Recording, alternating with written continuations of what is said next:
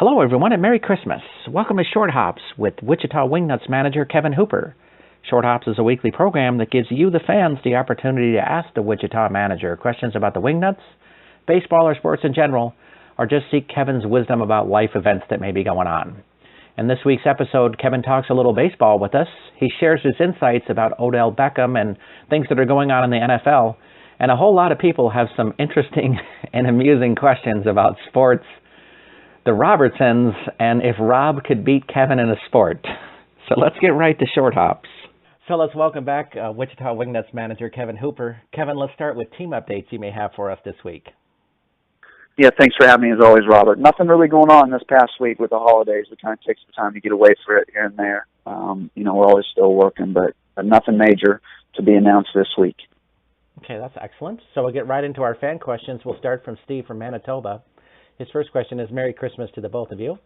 And he says, how hard is it to be a manager to maintain an even keel when something dramatic happens late in the game, either good or bad? And are there any mental tricks that you could share with us that you use in these situations? Well, Merry Christmas to you as well, Steve, and to all of our other listeners. For me, it's pretty simple, and I'm sure Robert has been around me long enough where he knows I'm about as even keeled as you're going to find. I talk about it all the time of that's what I want out of my players, too, and that's what I wanted out of teammates when I played, is guys who are even-keeled. 0 for 4, 4 for 4, being that same guy when he shows up to the field every day. And as a manager, good and bad is going to happen as well late in the game. I might make a move out of the bullpen, and it might not work out. Or you might make a move, and it works out great, or we walk somebody off in the bottom of the ninth on the field. It's just for me, I'm a representation of our organization and a reflection of that, and I try to carry myself in the most professional manner I can. Obviously, you win a game, you're going to get excited, but we're never going to embarrass anybody. That's what I always say when I talk about that. And in bad situations, same thing. You're never going to see me throwing stuff or whatnot. I think mental tricks, I think the biggest trick is just, you said it in the question, Steve, is keeping an even keel. Good, bad, or indifferent, trying to be the same person you can be and the best person you can be day in and day out. Do you find that as when you were a player as well, even coming up through high school and college and then through the professional ranks, that if your manager was getting really over emotional about stuff, does that kind of bother the team in a sense? Because aren't they expecting the manager to kind of be a guy that's the rock of the team in a way? Yeah, he's the leader, and you hear me say all the time to my staff and everybody, it starts at the top. I tell my staff at the beginning of every year, the way we walk out of this office begins the day, and how we carry ourselves, and that's the truth. The team is a reflection of its manager. I say it all the time. Okay, excellent. Our next question is Calvin from Hutchinson, who asks, with less than 8 weeks left until spring training, when do you start getting excited about baseball again? I'm always excited about baseball, Calvin, always excited about baseball. But there's a time, when the season ends after a long, grueling summer that you get away from it a little bit. But for me, it's not very long at all. I still enjoy watching the game on TV, the big league guys play, and keeping track of our guys in the minor leagues. So I'm pretty much always excited about the game of baseball. There's very few times where I'm not excited about it. And I always say in my position, if I'm ever not excited about it, I won't do it anymore. But we're getting close. We're definitely getting close to big league spring training when pitchers and catchers report, and that's always a fun time of year for everyone who's a baseball fan.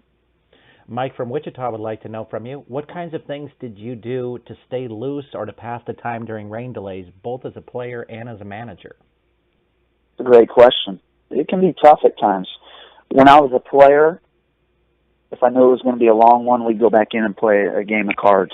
Just kind of get your mind off of it. Just keep you busy in the clubhouse. Or sit down, just listen to some music, just relax. Watch a game on TV. Maybe when I was in Detroit, say, and we were in Toledo, if the Tigers were on TV, you'd go sit down on the couches and watch the Tigers play. Same thing now. For me as a manager, I pretty much just go to my office and turn the TV on and watch a ball game to pass time for me as a manager. So as a player, play the little cards, just try to keep yourself busy, keep your mind off it, not worry about the rain, and just be loose and ready whenever you're called upon to take the field again. Pat from Tulsa has an interesting question that you could relate to from the last few years. Thinking about the Kansas City Royals, do you think it was harder to get back to the World Series, or will it be harder for them to repeat as World Series champions? I think both of those are really difficult. We are fortunate enough we made the playoffs this last year, but the 3 previous, we made it to the championship round. And that's tough to do. But winning the whole thing is even tougher. So just getting to the World Series 2 years in a row is awful special when you got that many teams. And, I mean, that's a remarkable deal in itself, let alone winning a championship back-to-back years. So I would say winning it for sure is the toughest. Getting there isn't an easy task as well. Eric from Amarillo would like to ask, he's trying to find out if he would like to try out for an independent league team in Texas. What could he do? That's a great question, Eric. I think that's probably a question a lot of people have. I would contact the teams that are in Texas. So now for us, you have, as of right now, the Texas Air Hogs, who are going to be out of Grand Prairie. So I would email their front office, and I know that there's an Atlantic League team there as well in Sugar Land. So I would just email those front offices, and usually those emails will get sent to the manager that you're willing to come and work. They have a tryout. Usually most teams have their own tryout. Ours is usually in April, where we have a team tryout that's open to the public. So I'm sure the teams will have an open tryout, but me as a manager, in my situation, I'm willing to see anybody and everybody. So if the guy's willing to put himself in front of us here in Wichita, I'm willing to see him. Well, there you go, Eric. There's good information. If you can get to Wichita, Kevin's ready for you up there too. So excellent. Zach from Kansas City would like to know, do you do camps for kids in the off season? I do. I've done numerous in the past. I'm actually going to do a couple here the Monday and Tuesday after Christmas. My father-in-law actually opened, and another businessman, Terry Newman, he opened a facility here in Wichita, RBI. And we chose RBI not only because of the baseball election, but respect, believing in it. It was huge to me, and we kind of came up with the name together. So we are RBIWichita.com if anybody's around and Wichita and wanting to do it. But we're doing 8 to 13-year-olds on Monday and an older kid on Tuesday. So you can get on there and check it out. I do a couple there in the off-season. Okay, so our next question comes from Chu, actually really from Tokyo, Japan, sent this question in. So what is the proper way to position your hands in the bat when you bunt, and does it change depending on whether you want to sacrifice or bunt for a base hit? Chu, appreciate the question from Tokyo. That's impressive. And for me, the hands are in the same position both times, whether I'm sacrifice bunting or bunting for a hit. My bottom hand is at the very bottom of the bat, and I always talk about having a loose bottom hand, because the looser the bottom hand is, the easier it's going to be to deaden the ball. And the top hand's probably right at the bottom of the barrel. For me, typically holding on, with the 2 fingers, the thumb and the index finger there, and just having a strong top hand and a loose bottom hand. And both hands, though, are in the same position for me when I played and as I teach, whether I'm sacrificing or bunting for a base hit. Excellent. Heading into our football questions, we first of all begin with a couple from Chiefs fan. The first one is, Kevin, I can't figure out if I am more upset that the Steelers battle back, making it harder for the Chiefs to get a better playoff spot, or excited that the Broncos lost, putting the Chiefs just 2 out. What are your thoughts? I'm in the same boat as you, Chiefs fan. Appreciate the questions once again, week in and week out. I tell you, 1-5 to 9-5, my man. Pretty impressive run they're on right now. It's been fun to watch. I'm the same way. My brother and I were talking about it yesterday. I'm not really sure what's going to happen or what I even want to happen. I definitely don't want the Chiefs to line up across Pittsburgh the first week of the playoffs. I don't think anybody in the NFL wants to do that. So I'm not really sure what I want to happen. I'll be anxious to see how this ends up to finish the year. And I think going into the next question, which if you want to read now, Robert, I'll answer it as I'm talking about it. His next question is, do you think we should be worried that the Chiefs will not make the playoffs at all? Well, and that's the thing. I'm just hoping that they're going to make the playoffs one way or another. If it ends up being Pittsburgh, it ends up being Pittsburgh. But the way they're playing right now, I don't think that, if they can keep doing what they're doing, there's going to be no worries. But they're going to have to keep it up. We've got 2 weeks left. Never want to, count your blessings before they happen. So I hope that they can continue the success and get in the playoffs, and we can root for them in the playoffs, Chiefs fan, because it's been a fun ride right now, and I hope it continues. Craig from Wichita first states Merry Christmas to the two of us, and then says, Kevin, what was your reaction to the way that Odell Beckham Jr. acted yesterday? Thanks again for the Christmas wishes, Craig. Merry Christmas to you.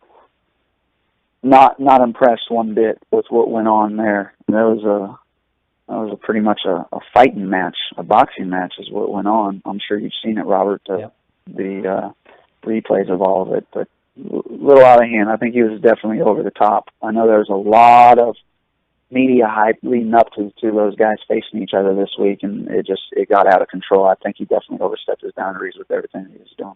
Well, I think when you lead with your helmet against somebody else's head, you've really overstepped the boundaries at that point. Yeah. No doubt about it. There's, as we always say, there's a right way and wrong way to do things, and that was definitely the wrong way he handled it. Along those lines, Aaron from Topeka would like to know, do you think Tom Coughlin was justified in defending Odell Beckham? And he says, while he's all in favor of standing behind your player, how do you defend the way he acted? Yeah, I also read today that he thought about benching him, and then he didn't. So, yeah, I'm really not sure why you would say that as a head coach, why you thought about benching a guy and then you don't. I think that makes it look even worse, because then you're telling people, well, I thought about it, but I didn't come through with it and didn't do it. I don't agree with it. Yeah, you're going to have your players back, no doubt about it. But there's also a point in time, as I say all the time, Odell Beckham's a representation of Tom Coughlin. And that's not a very good representation of his head coach, that's for sure. So, pretty embarrassing. I'm sure he was embarrassed. I know you're trying to win ball games and stuff, but for me, it all boils down to what do you stand for and how do you react to issues when they become about. And I don't agree with the way it was handled either. You know, that's a really great point you're making, Kevin. And I heard some commentators saying today they understood Coughlin leaving him in because he's really fighting for his job. And so I'm going to ask you, is your job more important to you than the way you look from your personal integrity standpoint? Well, I think in that situation, your personal integrity is going to carry a lot further in life than worrying about your job security. You know, I'm comfortable in my own skin, and I guess it's easy to sit here and say I'm not an NFL head coach by any means, but I truly believe me being in that situation, he would have gotten benched because that's unacceptable behavior. Yeah, he's arguably the best wide receiver in the NFL right now, and you want to try to win. But what's that also? Yeah, and he's a special talent, no doubt about it. But you know what? I'm a firm believer. Bring the next guy in. You know, bring the next guy in. Maybe he can step up and help you win the game just as easy. So, tough spot, definitely. And agree, disagree, or indifferent really doesn't matter because it happened and it's over with. And looks like he got suspended for a game. Well, there's some things you could say that he was helping the team, but he also cost them 45 yards and 3 penalties. So, you know. Yeah, no doubt. No doubt about it. Well, and I think a guy getting suspended for a game, that probably is letting you know that I think he probably did enough to get benched as well. We head into our huge segment of Christmas questions this week. A lot of them, you guys are enjoying stuff at Kevin's and my expense, so we'll have some fun with that. So the first one, back at Steve from Manitoba, who asks, if you had to eat out on Christmas, would you rather stop at the Cracker Barrel or In-N-Out Burger? No question about it. In-N-Out Burger, Steve. No doubt about it. I've got a Cracker Barrel right down the street, not too far from me, so I can kind of eat that any time. But In-N-Out is not available here in Wichita, Kansas, and my wife and I love some In-N-Out Burger, along with a lot of other people. So In-N-Out Burger, definitely, if I had to eat out on Christmas, that would be my choice. I've never been there. I'm going to have to try that. Where's the nearest one around you? No doubt about it. You don't have any around you. They start in California. They're all West Coast, but they have gotten down into the Dallas area now of Texas. So I don't know if they're going to come up north at all or not, but yeah, you have to do your research on that, Robert. It's a pretty impressive burger. Might have to try a Grand Prairie trip here this year or something, for sure. Robert, well, I know, and I don't mean to interrupt, but I think we skipped one in number 12. I don't want to upset Connor with his football. Thanks, there. Let's get to that right there. Thank you, I appreciate that. Connor from Wichita asked, back in the NFL, it amazes me to see how Breeze and Manning fell off so much this year. Is that old age, injury, or do you think it's something else? I think it's probably a combination of all the above. I really do. Manning is definitely age, I think. I don't think physically he's anywhere near what he's capable of doing. It's going to be interesting to see what they do in Denver now, though, because Osweiler hasn't done a ton. I know that they haven't scored in the second half in a couple games, I believe, so it'll be interesting. And you root for Peyton. I mean, with the career he had, I hope that maybe he can finish out the year with them and finish strong and then call it quits if he decides to do so. Breeze, I just think a lot of his is his surroundings, maybe. His surrounding and his supportive staff that he has there with him. So but I think it's a mixture of all the above. Old age, some injuries here or there, some dinks and dunks. As you get older, injuries happen a little easier. So I think it's a combination of all the above. Two really, really good quarterbacks in the history of the NFL, though, no doubt. Absolutely. Back to Christmas. Mike from Kansas City would like to know, do you have a favorite gift you received as a kid at Christmas? Anything related to baseball. I remember I wanted a baseball bat one year, and I wanted a specific bat, and I didn't think there was any chance I was going to get it, and I actually got it. So that one probably takes the cake as my favorite all the time, because that's something I'll remember and never forget, something I really wanted. Samantha from Hayesville would like to know if you have a favorite Christmas song and a favorite Christmas movie.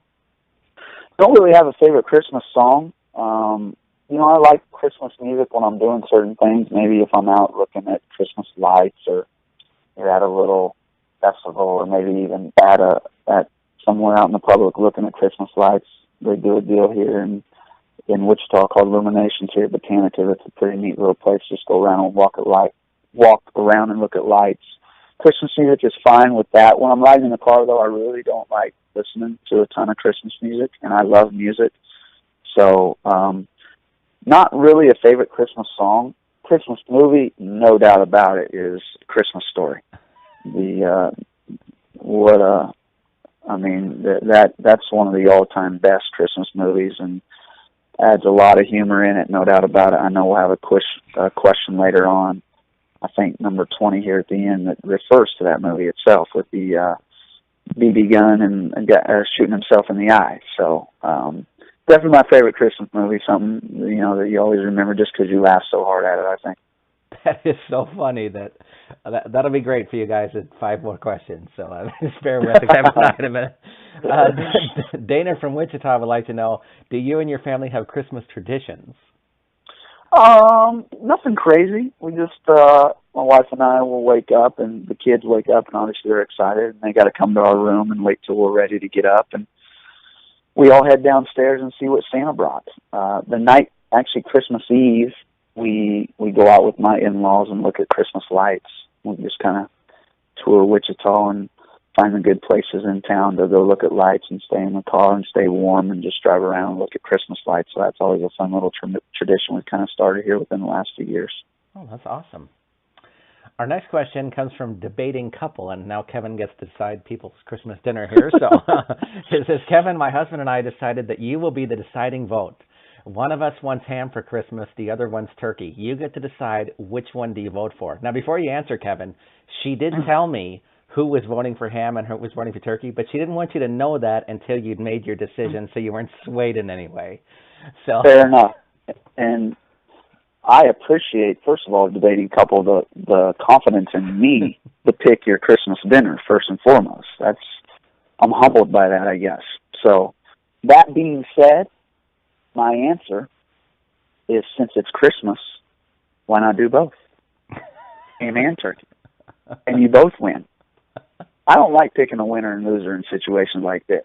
And I like to eat, and I like ham and turkey. So I'm probably not gonna make him real happy by giving him that answer, but that's the Christmas spirit, right? Christmas spirit is you both win and you get some ham and turkey, and everybody's happy. I think that's. But now that I said that, I would like to know. I could probably lean towards one if I needed to do that, but I'm serious when I say I think you should make both of you happy and treat yourselves to both ham and turkey. I think that makes everybody happy. But if I had to pick one, I like turkey a little more than ham, but I still think that you go with both. So who had what? The husband had turkey. The wife wanted ham. So there you go. It sounds like turkey is the winner this year. If there needs to be a winner. Kevin, I think, made it clear he'd like both. I guess if I was put on the spot and I had to choose, but like I said, I choose to keep both of you happy and make both. Our next question is Helen from Wichita would like to know, a question for your wife, Kevin. Does she think you have been naughty or nice this year? This was an easy one for her, she said, and definitely nice. So I am definitely on the nice list, and I tell you, we always say a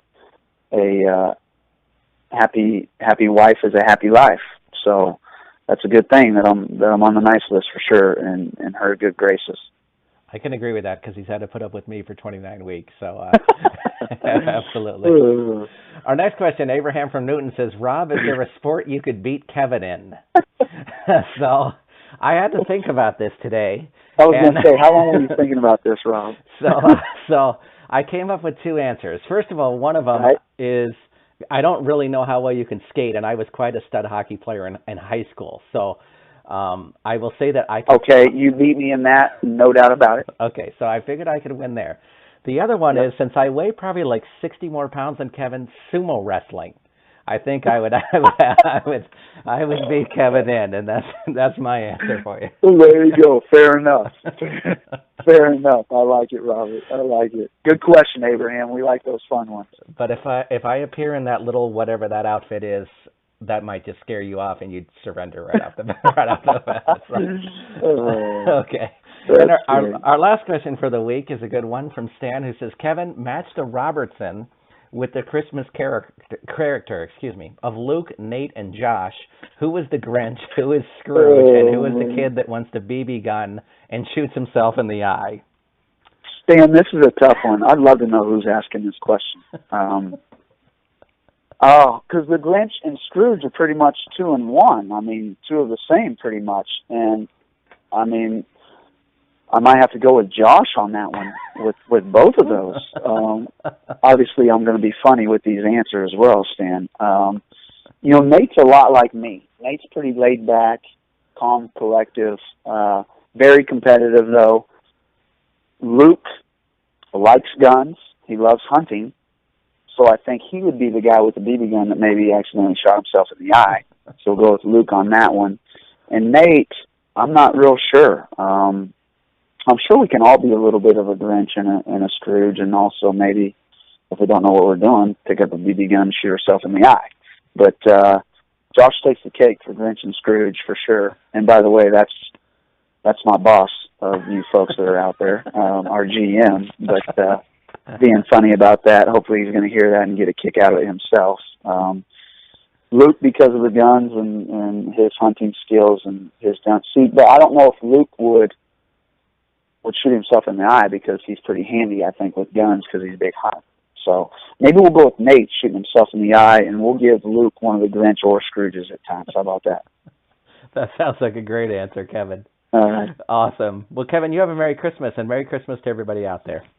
Robert, same to you, and absolutely Merry Christmas to everybody. Safe travels to those who are traveling, and look forward to next week. We want to thank Kevin Hooper for joining us on Short Hops this week. If you have your own questions you'd like to ask the Wichita Wingnut skipper, please send them to us at AskKevin@minorleaguesportsupport.com. That's AskKevin@minorleaguesportsupport.com. Please have your questions to us by Sunday evening so we can give the skipper a little time to review them before we record the show on Monday. I want to thank you for joining us this week. I'm Rob Pannier, the managing editor of the Minor League Sports Report.